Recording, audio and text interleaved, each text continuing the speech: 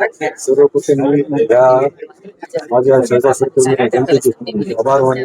त्यानंतर आज जे काही घडामोडी घडल्या, आमचे सर्व सहकारी ज्यांनी माझ्यासाठी माझं नाव लावून धरलं उपाध्यक्षासाठी, त्यामुळे मी आदरणीय आमदार राजेंद्र विटेकर, त्यांच्या पालकमंत्री आणि मोदी व महायुतीतील सर्व नेत्यांचे मी खूप धन्यवाद आभार मानतो.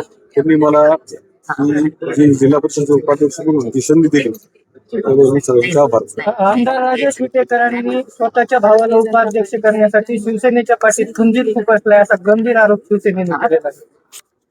सर्वप्रथम मी सांगतो, महायुतीच्या ज्या काही महाराष्ट्रातल्या ज्या काही राजकीय तडजोडी आहेत, त्याप्रमाणे आताच मोदींनी सांगितलं त्याप्रमाणे की ज्याच्या जास्त जागा त्याप्रमाणे जो काही फॉर्म्युला चाललेला आणि आमचे नेते माननीय श्री तत्पुरे साहेब यांनी अध्यक्ष मान्य राजेंद्र विटेकर यांना ज्या पद्धतीने सांगितलं त्या पद्धतीनेच आम्ही राष्ट्रवादीचे लेख हे वाढलेलो आहोत. त्यामुळे कुणाला नाराज करायचा हे काही प्रश्न येत नाही. ते काल पण आमचे मित्र होते, आज पण आमचे.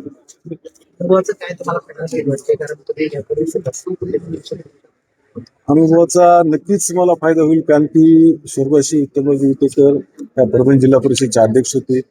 माझी आई सोनाताई विटेकर ह्या पण ह्या सभागृहाच्या अध्यक्ष राहिलेल्या जिल्हा परिषदच्या, आणि माननीय आमदार राजेंद्र विटेकर हे पण जिल्हा परिषदचे अध्यक्ष आहेत. त्यामुळे ही जिल्हा परिषदचे कामकाज हे मी खूप जवळून बघितले. त्यामुळे नक्कीच त्याचा फायदा मला होईल. या सभागृहातल्या सर्व सदस्यांना मी फायदा करून त्याची मदत होईल.